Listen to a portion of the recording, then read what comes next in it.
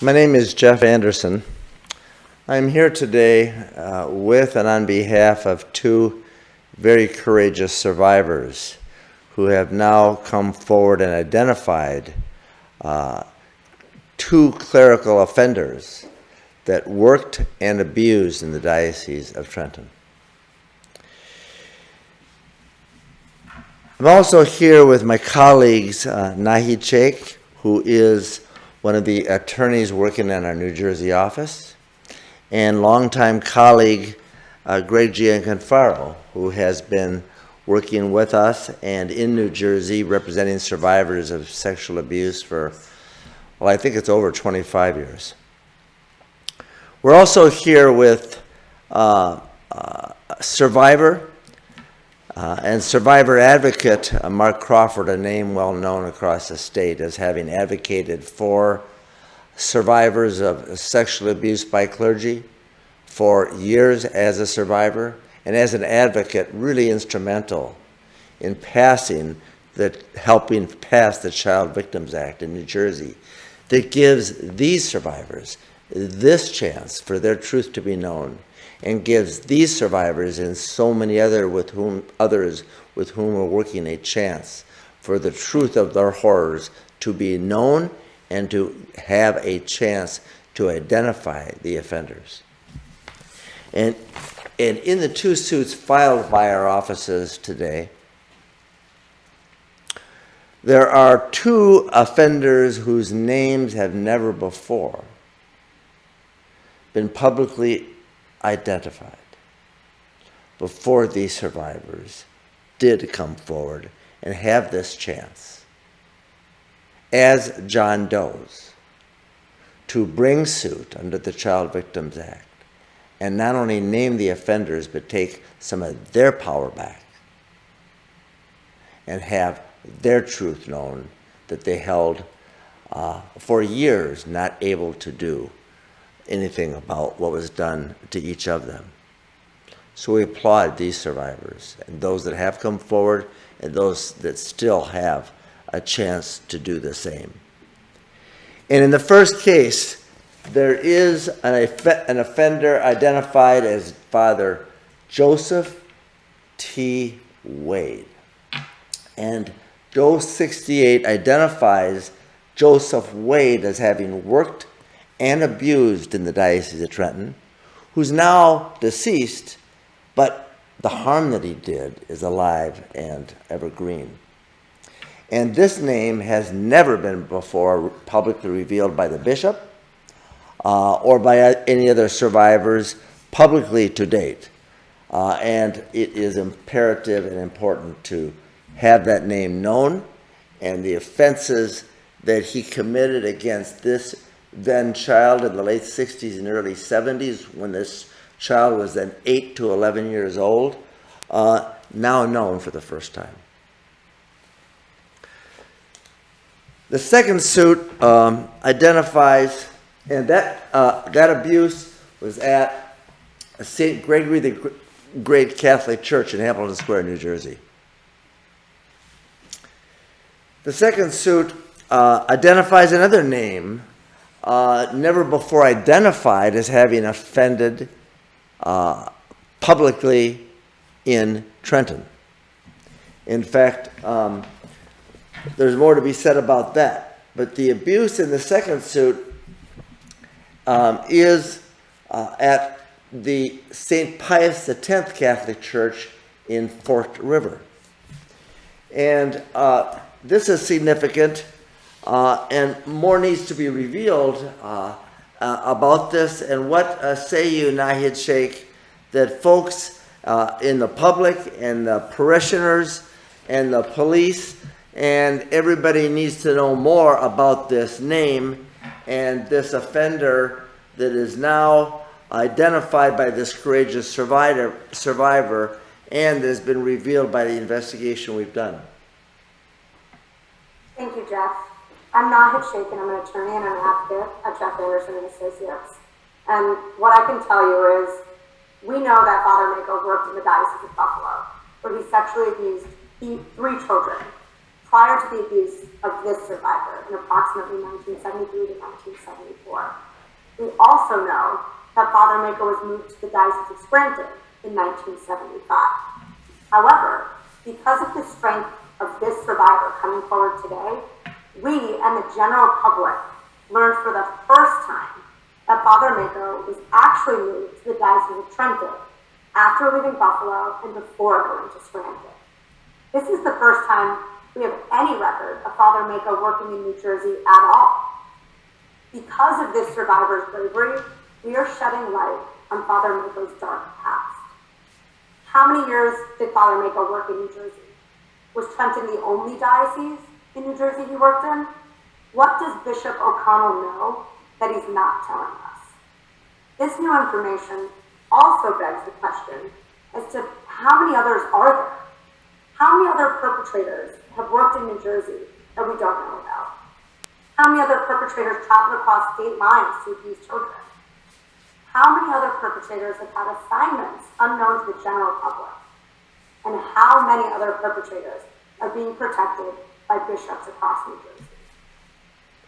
So, Nahid Sheikh,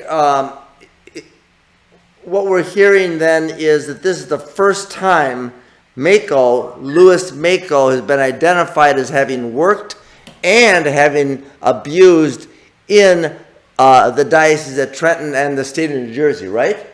Right. And I also heard you say, and it bears emphasis, there are at least 2 or 3 other cases that have been brought and show that he had worked and offended in the Diocese of Buffalo. Right. And he's another... also on the Diocese of Buffalo and the Diocese of Scranton's credibly accused list. And we've retrieved records that show that he worked at both those dioceses before he was in New Jersey. Is that right?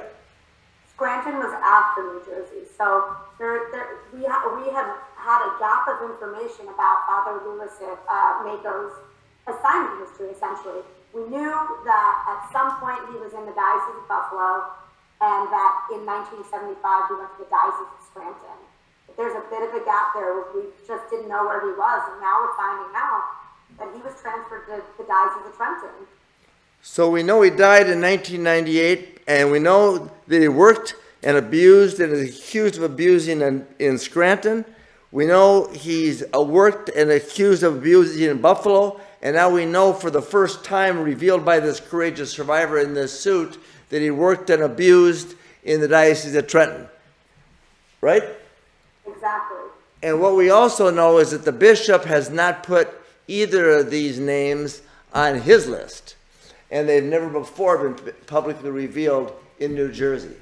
So, Mark Crawford, you are a longtime advocate. You are a survivor, well known to folks throughout New Jersey because of the role you've had in advocating for changes in the law in New Jersey that protected perpetrators and those that would protect them, and now opened up the Child Victims Act so that there has been a window of time. And you advocated for that so powerfully and continue to do so. What is it, folks, you want to know today about these 2 suits and the other suits that are being filed by survivors? Oh, you're on mute. For more than the last 3 decades, we've begged the New Jersey bishops to come clean and tell us who these known predators are. And those pleas fell on deaf ears. Only when the New Jersey legislature 2 years ago passed the New Jersey Child Victims Act, granting all victims of abuse a window, all right, of 2 years to bring civil action. That window is quickly closing. It ends November 30th of this year. And anyone who may have experienced abuse, find your voice, come forward, tell your truth, get help, heal, and seek justice. That window is fast approaching, and definitely you can heal, we can move forward, but expose, we want to call on the bishops again. The bishops, after the law passed, only after the law passed, did they promise to be open and transparent. They released some of their own lists with scant information in many cases. And in all cases, we know there were predators known publicly that have been left off their lists. Why? Why do they not want the people of New Jersey to know who these men or clergy were who worked, practiced in this state, at your schools, at our churches, and within the scouting community? How come they don't want to share what they know about who these predators were and are? So again, this is really important. It's about protecting the people, not the predators. So we call on our bishops to really finally live up to the commitment they made to come clean, tell the truth, tell the whole truth. We've been waiting decades for that, and we still don't have it. And it's a shame, but I am very proud of the survivors who find their voice, come forward, and expose what's long been hidden. So again, time is running out. Step forward, find your voice, reach out if you need help. We're here. Mark Crawford, we stand with you, and we stand with these two courageous survivors and so many more that have come forward and hopefully will within the time given, and my colleagues, to really call on the bishop today to really come clean. And Bishop O'Connell, a pledge was made by all the bishops across this country. A promise was made in 2002 to release the list of all those credibly accused. And a list was released in 2002. In the Diocese of Trenton, it has not been updated. And Bishop O'Connell, in the compensation plan that the diocese devised, there have been settlements made with a number of survivors, with a large number of offenders whose names have not been released by you. You have that list. You made those settlements. You know those names that worked and abused in the Diocese of Trenton. Release that list. We've identified, Bishop, 33 names of publicly accused offenders that worked and or have been accused of childhood sexual abuse that are not on the list. 33 that we've identified that have been publicly accused from other sources, either by lawsuit or public data. And so we beg you and we urge you to come clean and release all of these names and what is known by you and held by you. The time for the survivors to have this voice and know who has been offenders is running short. And it's time for you to update the list, to honor the promise you made to the people and to the public, and more recently, again, to all, to come clean. And it's time for the truth, and it's time for you to do that, and we ask you to do it today, because time is short. Gregory the Great, you have been working with survivors and over a quarter of a century, over 25 years. What more needs to be known and emphasized here today about where we are and why these courageous survivors have taken this action and the imperative before us, and why it is so important that we get the bishops and the Diocese of Trenton to really step up with the full truth and not the half-truth? Well, thank you, Jeff. As Na had indicated previously, obviously today we're talking about two new priests who have not been outed. But what's so interesting about Father Louis Mako is the fact that he came from another state. And for decades and decades in New Jersey was a haven for pedophile priests from other states because New Jersey had laws that would protect these priests. And that's why they all came in. So I think Father Louis Mako is one of dozens, if not hundreds, of clerics from outside of from other states who abuse within this state. And thankfully, those laws do not protect. Those laws do not exist anymore in this state, thanks to survivors like Mark Crawford. So I think it's very important that we know the names, not just of the priests that were from this state, who abused within this state, but the priests from outside of this state, like Father Louis Mako, who were brought here and then abused after that. And I think it's survivors and everyone has a right to know these names. Thanks, Jeff.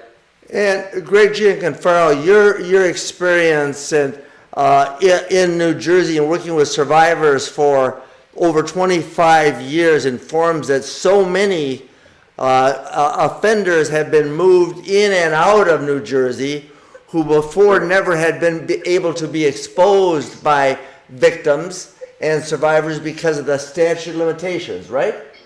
Right, and that no longer exists, as you said, Jeff.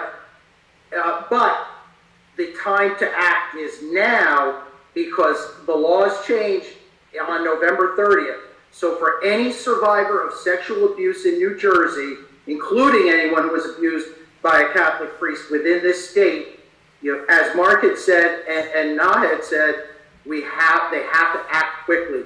They have to come now. Time is running out.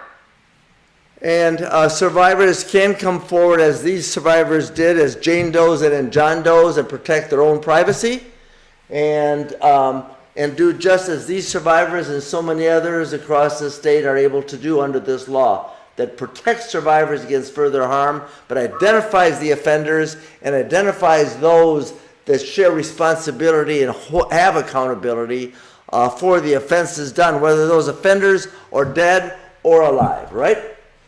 That's correct, and it allows for them to come out confidentially.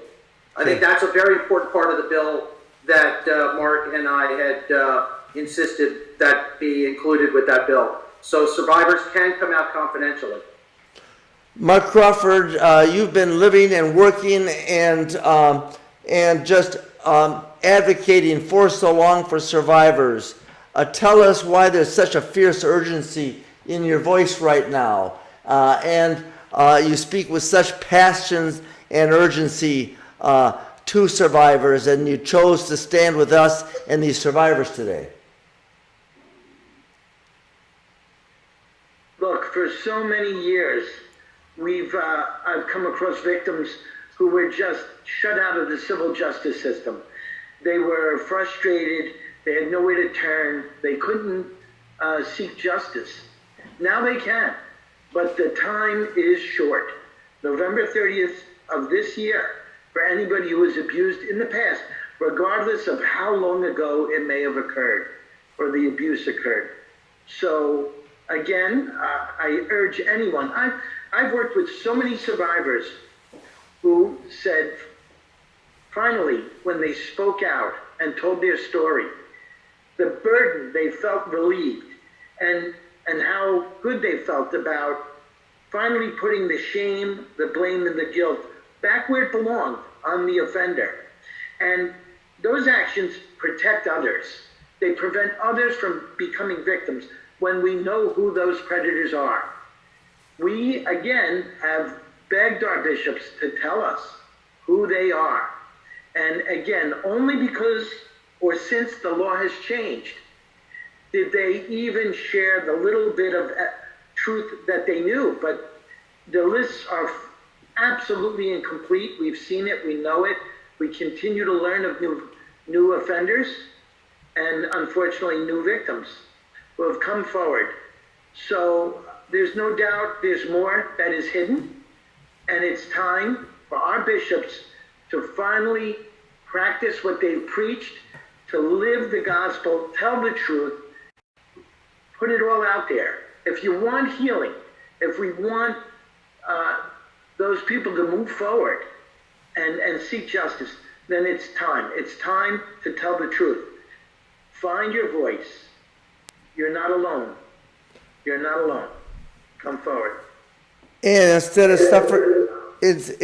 of suffering alone, let me close by saying you can get help if you've been violated by a priest in New Jersey, and preserve your privacy. You can also help others come forward by identifying your offender, as these survivors here today. You can also help protect others in the future by having the truth known. And you also need to know that you can take your power back by sharing the secret that you had to carry in sorrow for a long time.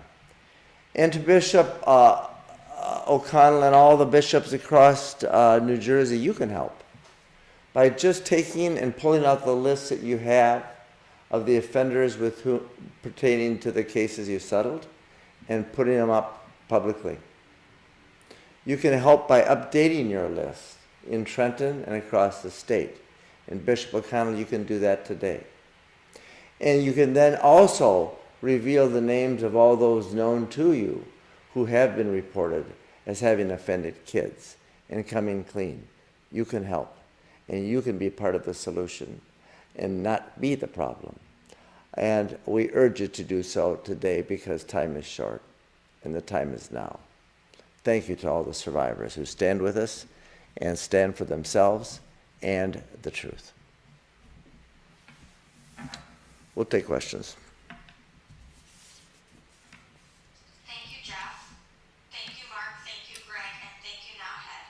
So we're now at the Q&A portion of the event. We have a few questions that have been submitted, and then we'll open the lines and anyone can unmute and ask a question. So the first question, Jeff, is you mentioned a perpetrator that has been accused of abuse in 3 other lawsuits in New York. Do you know if the public or the parishes where he worked were notified of these lawsuits? We've done investigation concerning what has been revealed publicly, and the answer is whenever there was a movement of this particular offender in and out of the parishes in Scranton and or Buffalo, there was never any public announcement about the reason, just that there was a reassignment. And our tracking of the official Catholic directory and investigation reveals the truth probably was not told at the time they were removed and reassigned, because that's been a pattern and that's been a practice long-standing in Pennsylvania and New Jersey. Thank you, Jeff. Our next question is, you mentioned one of the priests is being publicly named for the first time. Are you expecting more survivors that were abused by this priest will come forward? Every time a courageous survivor has a chance to bring a suit, such as this doe, and identifies Joseph T. Wade as having been an offender years ago, other survivors are given the opportunity to realize, I knew him, and he did this to me, and I had to hold this secret. So more often than not, when one survivor reveals one offender, others are empowered to come forward. And that's how it works. And that's how they can know that there is hope and there is help and that the law can do something about it. And it does inspire and encourage and empower other survivors to come forward when they know one survivor has identified the offender, and in this case today, Joseph T. Wade.